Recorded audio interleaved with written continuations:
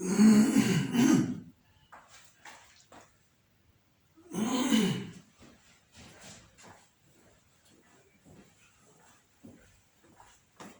वालेकुम दोस्तों, आज मैं आपके सामने जो वीडियो लेके आ रहा हूँ वो है statement of cash flow bye indirect method.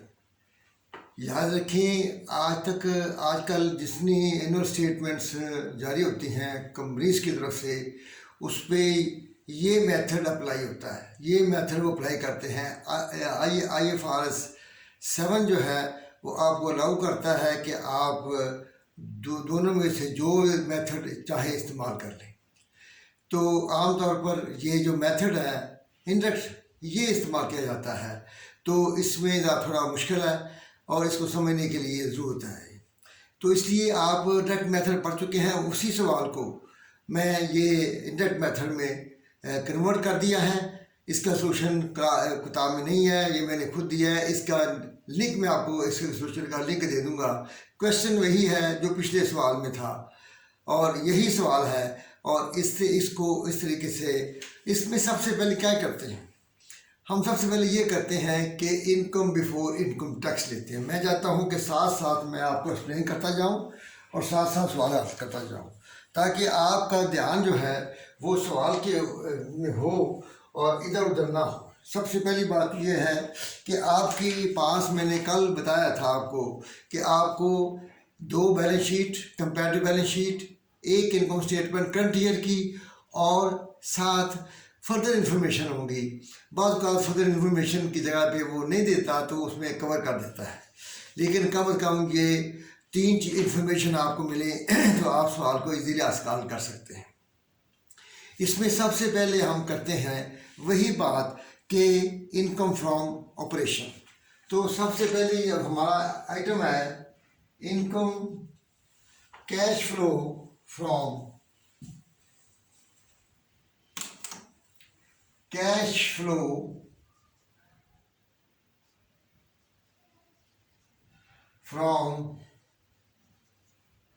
पहले ऑपरेटिंग एक्टिविटीज।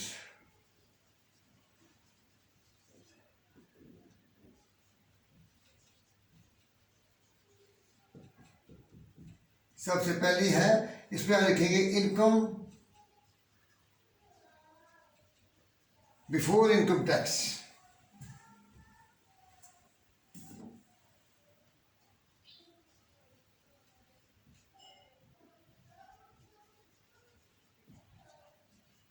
आपके पास होता है इनकम आफ्टर टैक्स, उसमें से ऊपर होता है इनकम बिफोर इनकम टैक्स। आपने वो लेनी है और वो है आपके पास 1,92,000। उसके बाद ऐड करेंगे, ये सदा हम जानते हैं कि ये जो स्टेटमेंट है, ये इनकम स्टेटमेंट ये बनी हुई है अक्रूवल बेसिस पे। हम इसमें ऑपरेशन के दरमियान में जितनी चीज़ें ऐसी हैं जिसमें कैश इन्वॉल्व नहीं है उसको ऐड बैक करते हैं। डेप्रिसिएशन, जैसा कि आप जानते हैं, इसकी एंट्री होती है डेप्रिसिएशन टू कवर डेप्रिसिएशन, और इसमें कैश का डेबिट कार्ड नहीं आता, एक्सपेंस आता है। एक्सपेंस के आने से हमारा जो है ऑपरेटिंग प्रॉफिट, जो कैश ऑपरेटिंग प्रॉफिट कम हो गया, इसलिए हम डेप्रिसिएशन को ऐड करते हैं, ऐड बैक करते हैं। तो सबसे पहले डेप्रिसिएशन लिखते हैं,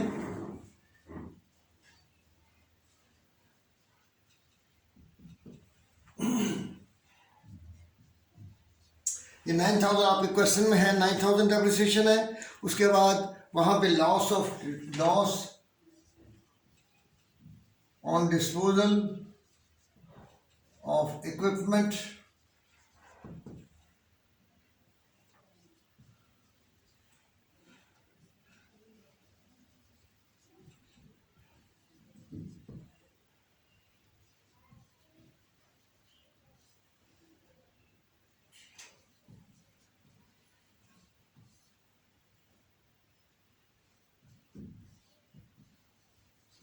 हमने यहाँ पे ये किया है कि इनकम बिफोर इनकम टैक्स से लेकर ऑपरेटिंग एक्सपेंस तक जितने एक्सपेंसेस या इनकम आई है उसको ऐड बैक करते थे, क्योंकि हम जाना चाहते हैं ऑपरेटिंग तक। इसके बाद ऑपरेटिंग प्रॉफिट के बाद जो चीज़ें ऐड या माइनस हुई हैं उनको हमने ऐड बैक करने ताकि उनका असर ख़त्म हो, हम डायरेक्ट पहुँचें ऑपरेटिंग प्रॉफिट पर। और ये ही फॉर्मेट जो है हमें IFRS ने एडवाइस किया है। तो इसमें आप देखें कि ये डेप्रिसिएशन आती है और लॉस, ये वो चीज़ें हैं जिससे प्रॉफिट या इनकम बढ़ी है लेकिन इसका कैश इन्वॉल्वमेंट नहीं है। तो ये तमाम चीज़ें आप याद रखें कि आपने इनकम बिफोर टैक्स और ऑपरेटिंग इनकम के दरमियान जितनी चीज़ें हैं, अगर वो एक्सपेंस है तो उसे प्लस कर दें, अगर इनकम है तो उसे माइनस कर दें। ये हमने यहाँ पे किया है। तो ये लॉस है, ये प्लस किया है, और ये इंटरेस्ट एक्सपेंस है, इसको प्लस किया है। तो इससे हमारी जो अमाउंट आई है इसको कहते हैं कैश फ्रॉम ऑपरेटिंग एक्टिविटीज़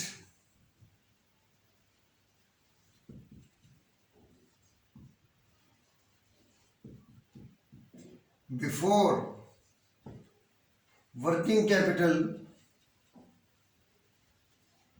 यहाँ मैं इसे शॉर्ट कर देता हूँ, वहाँ पे मैंने फुल लिखा हुआ है बिफोर वर्किंग कैपिटल चेंजेस।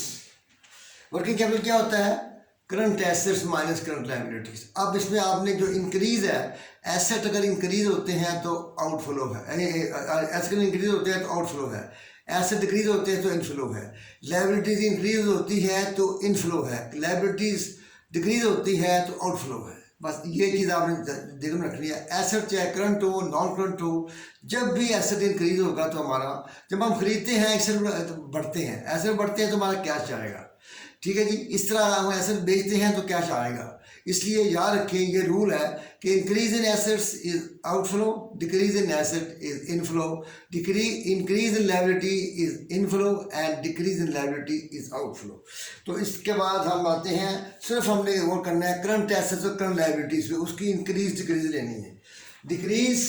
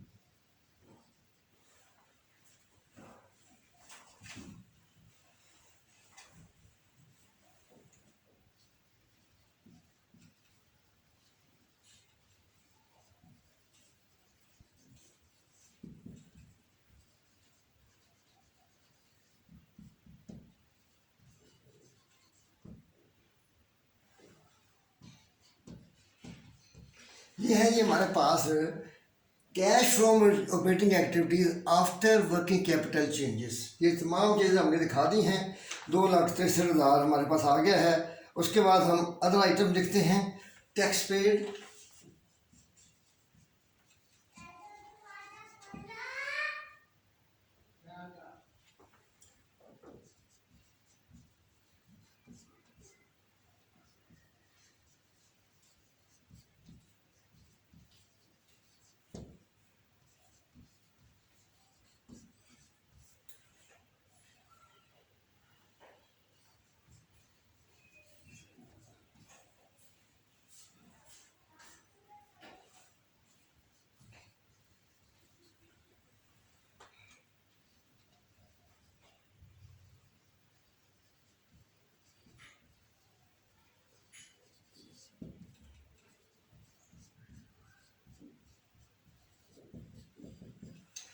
ये अब देखें कि हमने ये सबसे मुश्किल मरला तय कर लिया है कैश फ्लो ऑपरेटिंग एक्टिविटीज़ हमने क्या किया है, टैक्स पेड के लिए आपने देखना है कि करंट एक्टिविटी में, करंट एसेट्स में, करंट लायबिलिटीज़ में अगर टैक्स, इनकम टैक्स पेबल या प्रीमियम फॉर टैक्स है तो उसको आपने यहाँ पे नहीं लेना, उसको आपने यहाँ पे लेना है।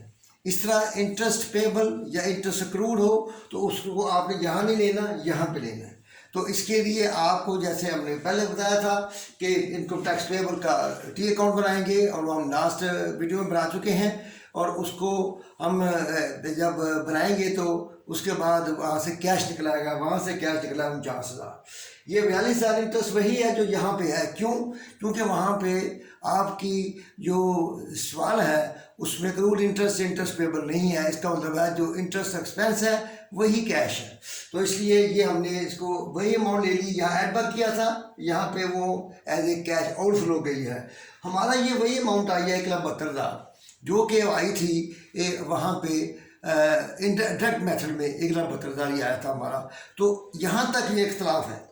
उसके बाद का हिस्सा जो है वो वही है जो पहले कर चुके हैं, मैं फिर भी रिप्रोड्यूस करता हूँ। लेकिन आप यहाँ पे एक बात समझें कि आपका ये है कैश ऑपरेटिंग प्रॉफिट, और आपका जो अक्रूवल बेसिस पे इनकम स्टेटमेंट में ऑपरेटिंग प्रॉफिट आता है वो है, आता है 2,37,000। 2,37,000 इसका मतलब है कि अक्रूवल बेसिस पे है। हम ये देखना चाहते हैं कि हमारा, क्योंकि हमारा जो नॉन अकाउंटिंग या फाइनेंस एग्जेक्टिव है वो ये समझना चाहता है कि मुझे ये बताए कैश में मुझे क्या मिला है इस साल। तो हमने उसको बताया है कि जनाब 2,37,000 के मुकाबले में आपका जो कैश प्रॉफिट है वो 1,72,000 है, क्योंकि इसमें कोई ऐसे एक्सपेंस हैं जिसका कैश हम पहले खर्च कर चुके हैं, और कुछ ऐसे एक्सपेंस या इनकम है जिसके कैश अभी आना है या हमने करना है। तो इसलिए इसमें फ़र्क होता है। वो ये जानना चाहता है कैश फ्लो में कि मुझे कैश के हिसाब से बताओ। इसके बाद हमारी आती है नेक्स्ट एक्टिविटीज़, और वो है इन्वेस्टिंग एक्टिविटीज़।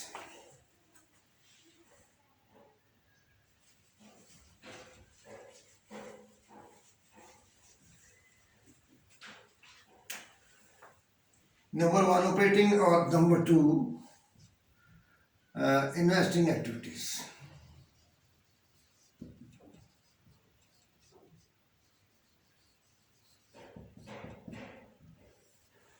इसमें आपने क्या है अपना के इक्विपमेंट सेल किया है,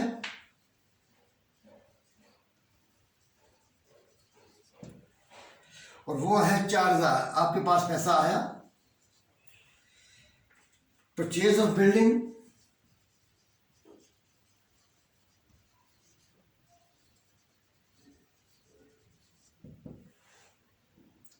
$1,20,000। Purchase of equipment,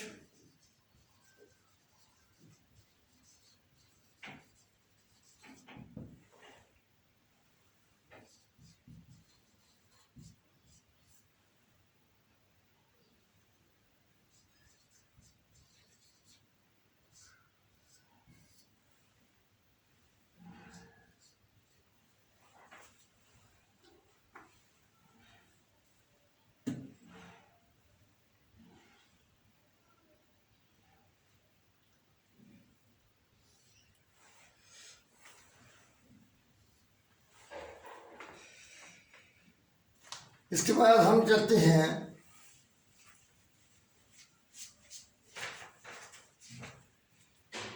cash from cash spent on investing activities.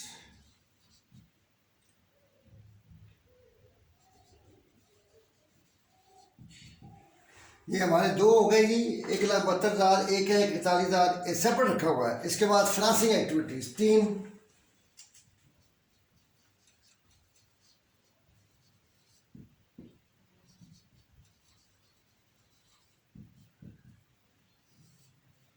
Issue of share.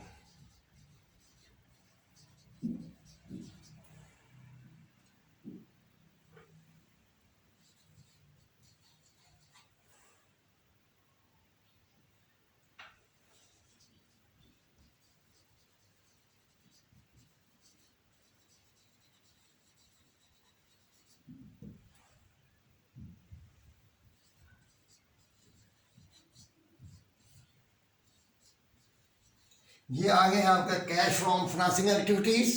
अब तीनों को जमा करेंगे तो वो आएगा कैश इंक्रीज और डिक्रीज ड्यूरिंग द ईयर, वो है 22,000। कैश इंक्रीज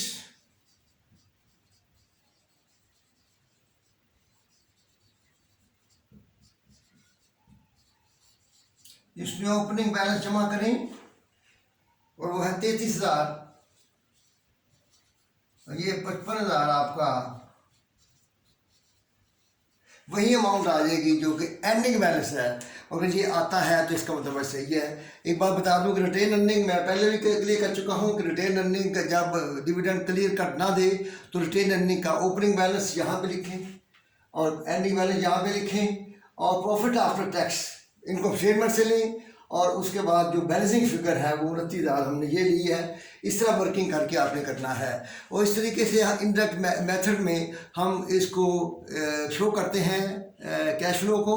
और ये तरीका जो है ये राइज है प्रैक्टिकली, तो इसलिए आप इसको इतिहास से लर्न करने की कोशिश करें और इसमें कोई प्रॉब्लम हो तो आप कमेंट्स करें और उसके साथ साथ इसको वॉच करें और इसको वीडियो को पूरी देखें ताकि आपके सवाल जो पैदा होते हैं स्टार्ट में वो जो है एंड तक आप उसका जवाब मिल जाएगा। आपको कमेंट्स भी करने नहीं पड़ेंगे, कमेंट्स में आप करें, सवाल करें, टेलीफोन कर सकते हैं आप, हम आपसे ताउन करेंगे। लेकिन आप इसको वीडियो को मुकम्मल देखें और इसके ऊपर मेहनत करें क्योंकि कैश फ्लो बड़ा इंपॉर्टेंट टॉपिक है।